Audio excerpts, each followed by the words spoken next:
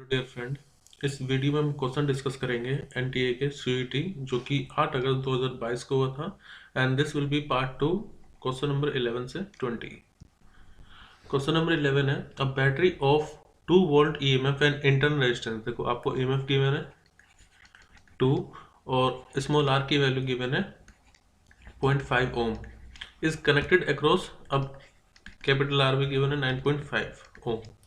आपको बताना है नंबर ऑफ इलेक्ट्रॉन कितने होंगे एक सेकंड में जो यहाँ से गुजरेंगे। तो एक सर्किट डायग्राम पहले सिंप्लिसिटी के लिए बना लेते हैं। ये हमारा कैपिटल आर, ये एक बैटरी जिसका इंटरनल रेजिस्टेंस स्मॉल आर है और ये ईएमएफ। अब इसमें जो इक्वेशन होती है करंट की ईएमएफ की वो क्या होगी? देखो मान लो करंट इसमें आई जा रहा है तो जो आई होगा वो होगा net EMF divided by net resistance R plus R, क्योंकि दोनों सीरीज में जैसे V equal to I R होता है ना, तो आई इक्वल टू कितना हो जाएगा V अपॉन में आर। तो मैंने वही फॉर्मूला लगाया लेकिन यहाँ पर आर हम टोटल रेजिस्टेंस लेंगे। अब अगर मुझे करंट पता चल जाए तो आपको पता होगा formula I equal to Q by T होता है। क्यू मतलब चार्ज, टी मतलब टाइम। और क्वांटाइजेशन हमें ये कहता है कि जो चार्ज होता है वो एन के इक्वल होता है। तो अगर मुझे करंट पता चल गया तो मैं E और T की वैल्यू को पुट करके N फाइंड कर सकता हूँ जो हमें निकालना है। तो मेरे पास formula I equal to E upon R plus R. इसी को I को मैं लिख लूंगा N E अपॉन में T। This will be equal to E R plus R. Value मैं सबसे बाद में पुट करता हूँ। तो पहले हम N का फॉर्मूला बना लेते हैं। क्या होगा? N इक्वल टू हो जाएगा E इंटू में T अपॉन में R प्लस आर इंटू में E। सो अब सब वैल्यू पुट कर लेंगे हम। अब देखो ए की ईएमएफ कितना है अपने पास 2, टाइम की वैल्यू 1 सेक और आर कैपिटल आर है 9.5 प्लस 0.5 इंटू में ई की वैल्यू होती है 1.6 इंटू 10 की पावर माइनस के 19।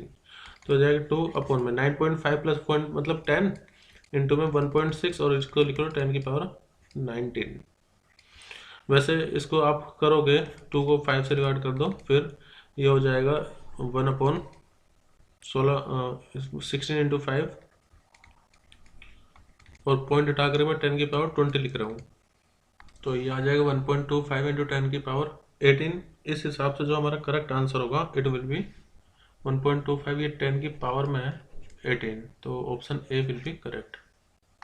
क्वेश्चन नंबर 12 है, इसमें आपको स्टेटमेंट कौन सी रॉन्ग है ये चूज करना होगा। पहले मैं आपको कॉन्सेप्ट बता देता हूँ इन सब के रिगार्डिंग, फिर इस क्वेश्चन पर आएंगे।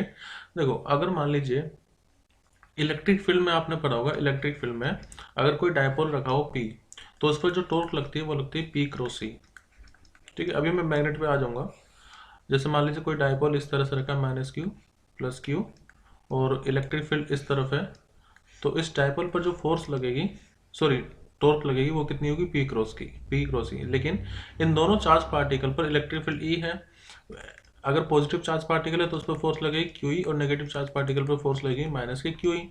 तो ये इस तरफ और ये इस तरफ, क्योंकि मैंने आपको बताया हुआ है पॉजिटिव चार्ज पार्टिकल पर जो फील्ड लगती है वो इलेक्ट्रिक फील्ड की डायरेक्शन में लगती है, नेगेटिव चार्ज पार्टिकल पर जो फोर्स लगती है वो अपोजिट डायरेक्शन में लगती है with respect to electric field. तो अगर आप इन दोनों को ऐड करोगे तो नेट फोर्स तो कितनी आ जाएगी? 0। ये यूनिफॉर्म मैग्नेटिक फील्ड की बात है, यहाँ पर यूनिफॉर्म इलेक्ट्रिक फील्ड की बात है, बाद में हम इसको मैग्नेटिक फील्ड में रिप्लेस कर देंगे। तो देखो इस पर टॉर्क तो लग रही है लेकिन फोर्स नहीं लग रही। सेम चीजें होती है अगर मान लीजिए कोई मैग्नेटिक डायपोल लाइक अ बार मैग्नेट, अगर वो मैग्नेटिक फील्ड में रखी हुई है तो उस पर जो नेट फोर्स लगेगी वो 0 होगी और जो टॉर्क लगेगी it will B M cross B, यानी टॉर्क तो लगेगी लेकिन नेट फोर्स 0 होगी। तो एक तो ये कंसेप्ट है। सेकंड, अगर मान लीजिए फील्ड नॉन यूनिफॉर्म है, अगर मान लीजिए यहाँ पर जो फील्ड है इफ इलेक्ट्रिक फील्ड, मैं दोनों कंसेप्ट रिलेट करके इसलिए बता रहा हूँ, अगर ये क्वेश्चन इलेक्ट्रिक से रिलेटेड आ जाए तब आप ऐसे करेंगे। इन electric field if electric field is non uniform. अब नॉन यूनिफॉर्म होने का मतलब ये कि एक मान लीजिए इलेक्ट्रिक फील्ड कहीं पर ज़्यादा है कहीं पर कम है, इस तरह से इलेक्ट्रिक फील्ड, अभी यहाँ पर जो चार्ज रखा होगा उस पर ज़्यादा फोर्स लगेगी लेट से, क्योंकि इलेक्ट्रिक फील्ड ज़्यादा है, और यहाँ पर कोई चार्ज रखा हुआ है उस पर कम फोर्स लगेगी। तो अब जब आप ये नेट फोर्स निकालोगे वो 0 नहीं आएगा, तो यहाँ पर जो नेट फोर्स आएगी वो आएगी नॉन जीरो, और जो टॉर्क आएगी वो भी रहेगी नॉन जीरो। सेम चीज सेम कंसेप्ट आप मैग्नेटिक फील्ड में भी अप्लाई कर सकते हैं। मैग्नेटिक फील्ड नॉन यूनिफॉर्म अगर है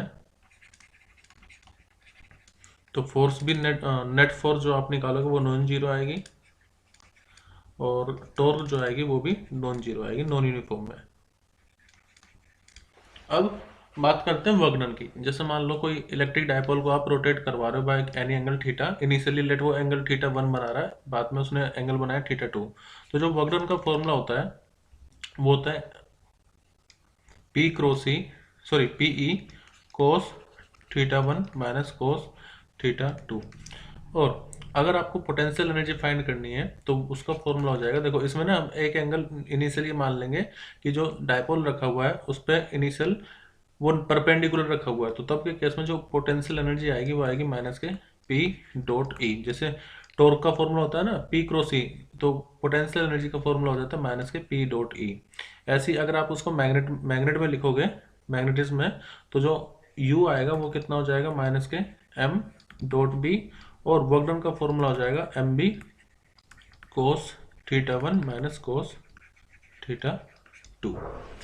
अब देखो अगर मान लीजिए ये जो पोटेंशियल एनर्जी है ये डिपेंड कर रही है minus M B cos theta पर, क्योंकि डॉट प्रोडक्ट है यहाँ पर, तो डॉट प्रोडक्ट में कोस थीटा आता है। अब ये वैल्यू मिनिमम होगी या मैक्सिमम होगी ये सिर्फ डिपेंड करेगा एंगल थीटा पर। देखो थीटा की वैल्यू होती है 0 हो सकती है, 90 हो सकती है और 180 हो सकती है, ठीक है। कोस 0 की वैल्यू होती है 1, कोस 90 की वैल्यू होती है 0, और कोस 180 की वैल्यू होती है -1। तो अगर मान लीजिए ये 0 डिग्री पर है तो u equal to minus M B आ जाएगा, क्योंकि कोस 0 1 हो गया। फिर इस केस में आ जाएगा 0, और थीटा अगर 180 है तो यहाँ पर -1 आएगा, माइनस माइनस प्लस, तो एम बी आ जाएगा। तो आप ये देखो कि जब थीटा 180 डिग्री है यानी कि एंटी पैरेलल है, तब जो पोटेंशियल एनर्जी है वो मैक्सिमम आ रही है और यहाँ पर आ रही है मिनिमम, और 0 कब आ रही है जब 90 डिग्री पर है। अब क्वेश्चन को अटेम्प्ट करते हैं। पहला क्वेश्चन है, पहला पॉइंट है, a bar magnet placed in uniform magnetic field experiences no force but experiencing torque. तो देखो मैंने आपको बताया था अगर जब यूनिफॉर्म फील्ड है, चाहे इलेक्ट्रिक फील्ड हो या मैग्नेटिक फील्ड, तो जो मैग्नेटिक डाइपोल होगा या इलेक्ट्रिक डाइपोल होगा इलेक्ट्रिक फील्ड में, वो फोर्स एक्सपीरियंस नहीं करेगा, टॉर्क एक्सपीरियंस करेगा। तो इस हिसाब से ये स्टेटमेंट तो करेक्ट है, ठीक है। In a non-uniform magnetic field, a bar magnet experience a force as well as a torque। मैंने आपको बताया था जब मैग्नेटिक फील्ड या इलेक्ट्रिक फील्ड नॉन यूनिफॉर्म हो तो फोर्स नॉन जीरो लगेगी, टॉर्क भी नॉन जीरो होगी। तो ये भी स्टेटमेंट सही है। See the potential energy is maximum when the magnetic dipole is parallel. तो देखो 0 का मतलब क्या हो गया, पैरेलल है, और 180 का मतलब एंटी पैरेलल। तो एंटी पैरेलल में मैक्सिमम एनर्जी आती है ना कि पैरेलल में, पैरेलल में तो मिनिमम हो गई। तो इस हिसाब से ये स्टेटमेंट रॉन्ग हो गई। D the work done in rotating a magnet in a uniform magnetic field from Q1 to Q2 is W equal to M B cos theta 1 minus cos theta 2। मैंने आपको बताया था ये तो फॉर्मूला होता है वर्क डन का, M B cos theta 1 minus cos theta 2। तो ये स्टेटमेंट भी करेक्ट है। So only statement C is wrong, that's why our answer will be option C. इसमें से इन तीनों पॉइंट के नोट्स बना लेना, इंपॉर्टेंट पॉइंट है ये। Question number 13, ferromagnetic material have susceptibility के बारे में पूछा है। देखो मैं आपको तीनों को बता देता हूँ, डीपीएफ का, Delhi police force, diamagnetic, paramagnetic और फेरोमैग्नेटिक। तो डाया की जो ससेप्टिबिलिटी होगी वो रहेगी नेगेटिव और वेरी स्मॉल, ठीक है। पैरा की जो ससेप्टिबिलिटी होगी वो रहेगी वेरी स्मॉल मैग्नीट्यूड में, लेकिन रहेगी पॉजिटिव। फेरो में लार्ज रहती है और लार्ज के साथ साथ वो पॉजिटिव भी रहेगी। तो हम ऐसा ऑप्शन चूज करेंगे जिसमें ससेप्टिबिलिटी लार्ज हो और पॉजिटिव हो। फर्स्ट है the large and positive value of susceptibility, तो यही तो बात मैंने आपको बताई है, स्टेटमेंट सही है। The large and negative, large और नेगेटिव नहीं होगी, स्मॉल एंड नेगेटिव भी नहीं होगी, जीरो भी नहीं होगी, तो इसलिए ऑप्शन ए करेक्ट है। देखो डाया की नेगेटिव वेरी स्मॉल, पैरा की पॉजिटिव वेरी स्मॉल, फेरो की पॉजिटिव और लार्ज। और इस क्वेश्चन पे स्टार मार्क कर लेना, मैंने काफ़ी देखा हुआ है ये क्वेश्चन पूछ लिया जाता है, कभी डाया की, कभी पैरा की, कभी फेरो की। नेक्स्ट क्वेश्चन है, आपको आइडेंटिफाई करना है कि इनमें से डायमैग्नेटिक सब्सटेंस कौन कौन से हैं। बिस्मिथ, एल्यूमिनियम, प्लेटिनियम, कॉपर और डायमंड में से। तो देखो इन सब में से डायमैग्नेटिक मटेरियल अगर देखें तो एक तो बिस्मिथ है, ठीक है, डायमंड भी होगा और कॉपर भी होगा। तो इस हिसाब से हमारा जो ऑप्शन है वो रहेगा ए, डी और ई। ए डी मतलब option C will be correct. Question number 15 है, आपको मैग्नेटिक फील्ड फाइंड करना है। करंट 5 एम्पियर है, नंबर ऑफ टर्न 50 और डायमीटर है 8। सेंटर पर फाइंड करना है। देखो सेंटर मतलब ये कोई सर्कुलर कोयल होगी। तो मैग्नेटिक फील्ड का फॉर्मूला होता है म्यू नॉट आई अपॉन में 2r, ये सर्कल के लिए इसके सेंटर पर। अब क्योंकि n नंबर ऑफ टर्न्स हैं तो हर एक जितने भी टर्न्स होगा वो मैग्नेटिक फील्ड प्रोड्यूस करेगी। तो टोटल मैग्नेटिक फील्ड हो जाएगी n की मल्टीप्लाई करेंगे। अब n की वैल्यू कितनी है 50, म्यू नॉट की वैल्यू होती है 4 पाई इंटू 10 की पावर -7, गिवन भी है वैसे यहाँ पर। करंट की वैल्यू 5 एम्पियर अपॉन में 2 इंटू रेडियस कितना हो जाएगा 8 का आधा यानी कि 8/2, क्योंकि वो सेंटीमीटर में तो उसको मीटर में चेंज करो, ये हो जाएगा 2। और यहाँ से इसको जब हम सॉल्व करेंगे सो विल गेट 39.2 इंटू 10 की power -4 weber per metre square. Option A will be correct. Question number 16 है, the force experience by current carrying wire placed in magnetic field will be maximum कब होगा। देखो अगर कोई wire है magnetic field में रखा हुआ है और इसमें करंट फ्लो कर रहा है आई, तो उसका जो फॉर्मूला होता है, इस पर जो फोर्स लगेगी मैग्नेटिक फील्ड की वजह से वो हो जाएगी F=I L×B, ठीक है। या फिर इसको आप ऐसे भी लिख सकते हो ILB sin theta magnitude form में। अब देखो जो फोर्स है ILB तो फिक्स होगा, हमें एंगल के हिसाब से बताना है, क्योंकि सभी ऑप्शन आप देखो पैरेलल, एंटी पैरेलल, 45, ये परपेंडिकुलर ये दे रखा है। तो मैक्सिमम फोर्स कब लगेगी साइन थीटा की, जब मैक्सिमम वैल्यू, और साइन थीटा की मैक्सिमम वैल्यू कब होती है, वो होती है +1। और कब होती है जब थीटा की वैल्यू 90 डिग्री हो, क्योंकि साइन 90 की वैल्यू 1 होती है। तो जो मैक्सिमम फोर्स लगेगी या एक्सपीरियंस करेगा करंट कैरिंग कंडक्टर वो होगी ILB। और कब एक्सपीरियंस करेगा जब परपेंडिकुलर होगा। तो इसलिए यहाँ पर 45 पैरेलल एंटी पैरेलल परपेंडिकुलर वाला आंसर सही रहेगा। देखो पैरेलल हो या एंटी पैरेलल हो दोनों में जो फोर्स होगी वो 0 आएगी, ठीक है। और यहाँ पर मैक्सिमम आएगी ILB। साइन 45 डिग्री की वैल्यू रख करके उससे भी निकाल सकते हैं। क्वेश्चन नंबर 17 है, दो स्टेटमेंट गिवन है। फर्स्ट स्टेटमेंट है the magnetic field does 0 work on a charge particle entering uniform velocity. मैं इसको कंसेप्चुअली पहले आपको समझाता हूँ। अगर कोई चार्ज पार्टिकल है मैग्नेटिक फील्ड में एंटर कर रहा है तो उस पर जो फोर्स लगती है वो मैग्नेटिक फील्ड लेट इस तरह से परपेंडिकुलरली अगर वो एंटर करता है, हालांकि यहाँ पर परपेंडिकुलरली दिया हुआ नहीं है बट एक केस लेकर के चल रहा हूँ। देखो फोर्स जो लगती है चार्ज पार्टिकल पर वो लगती है QV×B, ठीक है। और क्योंकि यहाँ पर क्रॉस प्रोडक्ट होता है तो जो फोर्स होगी वो वेलोसिटी और जो मैग्नेटिक फील्ड होगी उसके परपेंडिकुलर डायरेक्शन में ये फोर्स लगती है, ठीक है, वेलोसिटी के परपेंडिकुलर में। और मान लीजिए जो फोर्स है, फोर्स वेलोसिटी किसी पॉइंट पर यहाँ पर है, मैग्नेटिक फील्ड इसमें इनवर्ड है, तो जो फोर्स लगेगी इन दोनों के परपेंडिकुलर डायरेक्शन में लगेगी। दूसरा अगर आपको वर्क डन पता करना है तो वर्क डन जो होता है वो होता है चेंज इन काइनेटिक एनर्जी, ठीक है। Work done work energy theorem होती है, वर्क डन कितना होता है चेंज इन काइनेटिक एनर्जी। अब जब पार्टिकल इसमें मूव करता है तो उसकी जो वेलोसिटी होती है, सॉरी स्पीड होती है, वो कांस्टेंट होती है। और जब स्पीड कांस्टेंट रहेगी तो जो चेंज इन काइनेटिक एनर्जी होगा वो कितना होगा 0। इसलिए जो वर्क डन भी होगा वो हो जाएगा 0। ये क्यों ऐसा हो रहा है, क्योंकि एक और भी केस मैं आपको बता सकता हूँ। एक तो ये हो गया रीजन, दूसरा वर्क डन इक्वल टू होता है फोर्स इनटू में डिस्प्लेसमेंट, ठीक है। और देखो डिस्प्लेसमेंट v इक्वल टू कितना होता है ds/dt। तो डिस्प्लेसमेंट को आप अगर वेलोसिटी के टर्म में लिखो तो v dt हो जाएगा। और मैंने आपको क्या बताया, फोर्स वेलोसिटी के परपेंडिकुलर डायरेक्शन में लगती है। तो जब भी दो वेक्टर आपस में परपेंडिकुलर हो तो उनका जो डॉट प्रोडक्ट आता है वो आता है 0, क्योंकि cos 90 की वैल्यू 0 होती है। तो यहाँ पर जब डॉट प्रोडक्ट आप करोगे फोर्स और वेलोसिटी का वो कितना आ जाएगा 0। तो ये भी एक रीजन हो सकता है, मतलब दोनों ही रीजन सही है।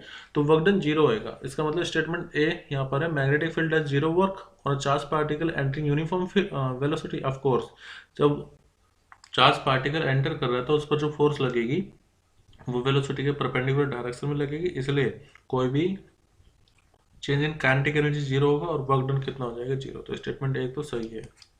सेकंड स्टेटमेंट है a charge particle entering a region of uniform field velocity perpendicular to the direction of magnetic field execute a circular motion. देखो ये बात बिल्कुल सही है। अगर चार्ज पार्टिकल मैग्नेटिक फील्ड में एंटर कर रहा है और उसकी जो वेलोसिटी वो मैग्नेटिक फील्ड के परपेंडिकुलर डायरेक्शन में होगी, तो उसका जो पाथ होगा इट विल बी सर्कुलर। तो स्टेटमेंट 2 भी सही है, स्टेटमेंट 1 भी सही है। इस हिसाब से हमारा सही आंसर होगा both statement are correct.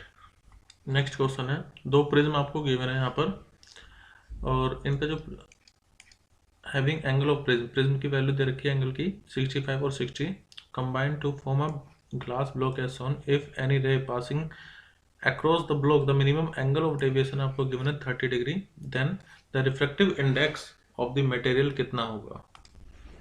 Question है यहाँ पर दो प्रिज्म आपको गिवन है और उनका जो प्रिज्म एंगल है वो 65 और 60 है और कंबाइंड इनको रखा गया है। If an ray passing across the block the minimum angle of deviation is 3 degree, then the refractive index of the material कितना होगा। देखो दो फॉर्मूले होते हैं, एक होता है mu equal to sine A plus delta minimum deviation upon 2 upon में साइन ए बाई 2।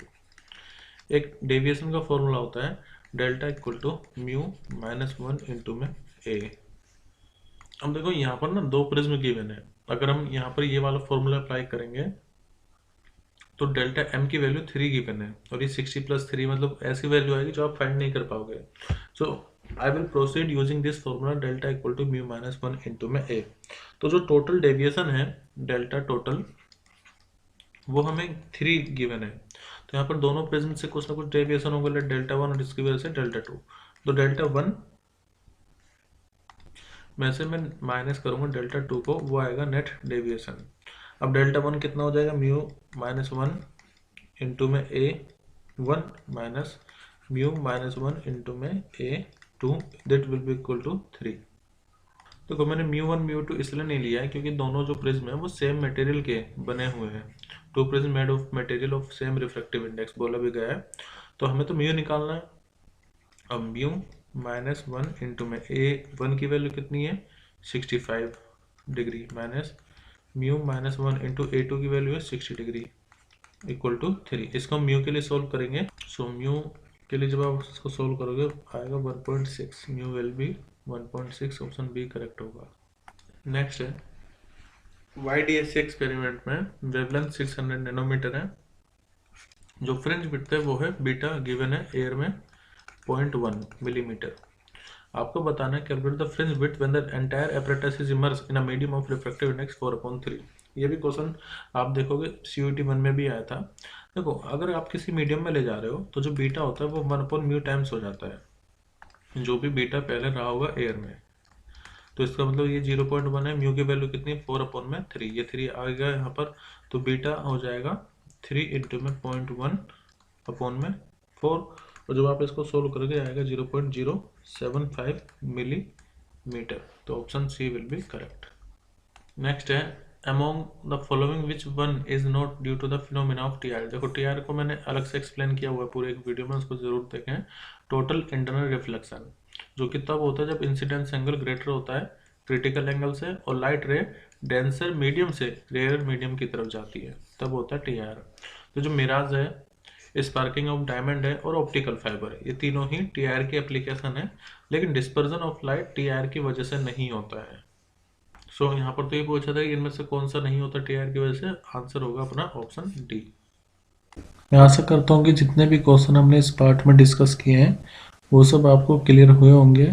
अगर फिर भी कोई डाउट है तो आप मुझे कमेंट करके अपना डाउट पूछ सकते हैं, और अगर आपको सब कुछ समझ में आ गया है, सब कुछ क्लियर है और कुछ नया सीखा है तो लाइक करके मुझे ज़रूर बताएं।